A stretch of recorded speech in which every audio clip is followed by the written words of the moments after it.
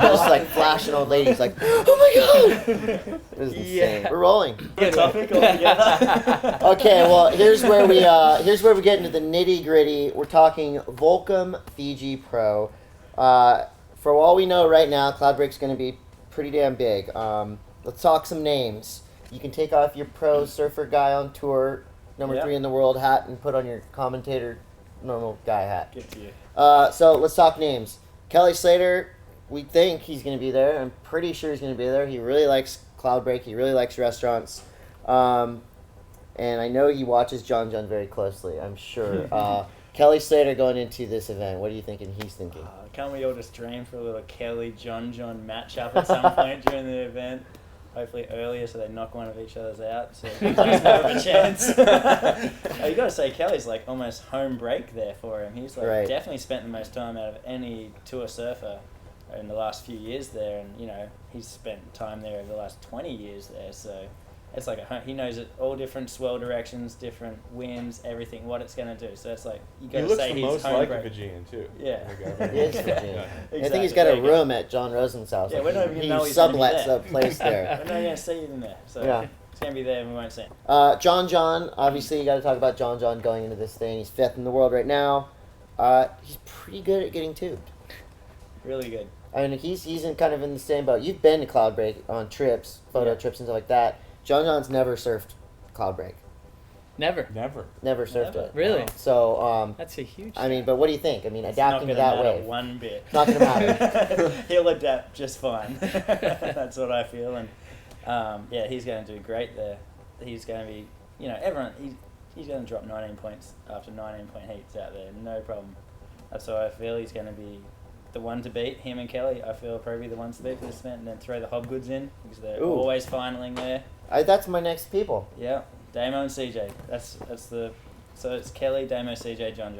That's the top 4 right there. They're going to be the ones the hardest to beat out there. Right. CJ and Damien both have won events or gotten seconds at Cloudbreak. They both are.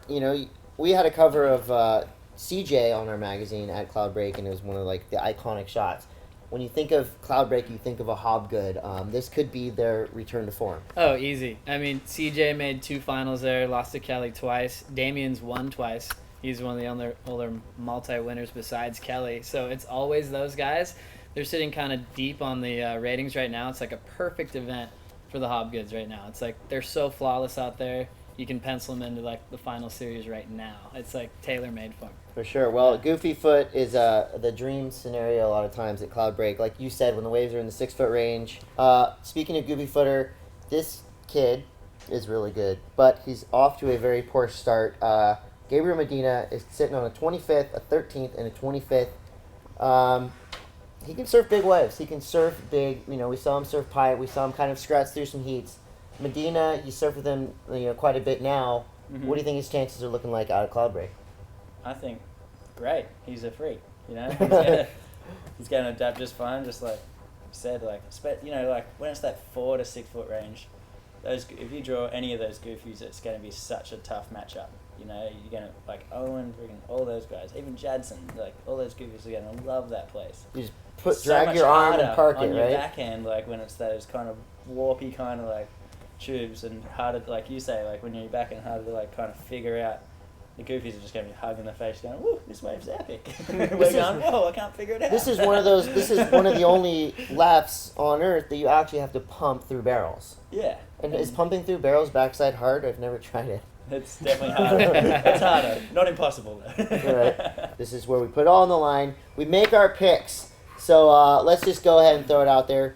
Give me your winner, your dark horse, and your rookie threat. Just give me your 1, 2, 3 punch. Joe, right now, let's see it. Pressure's on. Winner, dark horse, rookie threat. Or just give me your top 3. Top 3, okay. John Florence. I'm going to go with Kelly Slater and Josh Kerr. All right. I was going to pick, yeah. You know what? I'm going to go ahead and ask you. Okay. I never decided. Well, obviously, John, we've been talking about him. I mean, how could you not include him in there? And Kelly, just by virtue of him watching John advance would want to snuff him out and like come back from his thing. And then I don't know, I think CJ. CJ? Yeah, just because he's like he's under the radar right now, and if he gets in that groove, you know, and like all of a sudden gets a few, and it starts to become more fun for him as he advances through heats, then like, because if it comes to the finals and he's having a good time, then you're in trouble. Like, it's the guys that aren't rattled at all that are going up in the final heats that are always the scariest ones. Right. All right. Kersey, you got picks? You can pick yourself. That's fine. Winner, I'm gonna go with CJ. I Good pick. love, Good pick. I just want CJ to win. I'm so psyched for that guy. I love him. And yeah, he deserves every bit of another win. And rookie, obviously, John. I guess he's a rookie still, isn't he? Yeah, I think so. So yeah, we don't know who's a rookie anymore. It's all weird. I don't know. And what was the dark horse? I'd say Owen. Owen Wright. Yeah, That is a good Owen. pick. Yeah. I'm definitely going to go Hobgood. I'm just saying both of them. So I can, that way if I find myself at the bar in the pool with either one, I can say, hey, I picked you, man. Yeah, I mean, I gotta say John.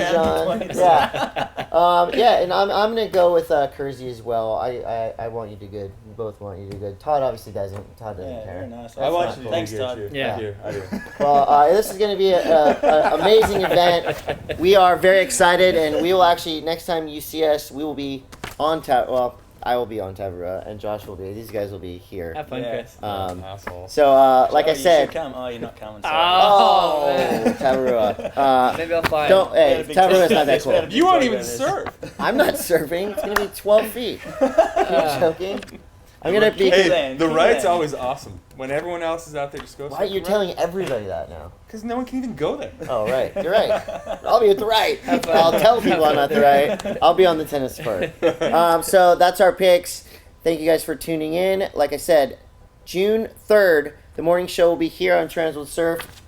The live show will be on Volcom.com. Thank you to my guests. This has been another episode of Tour Talk. What's next after Fiji? Tahiti.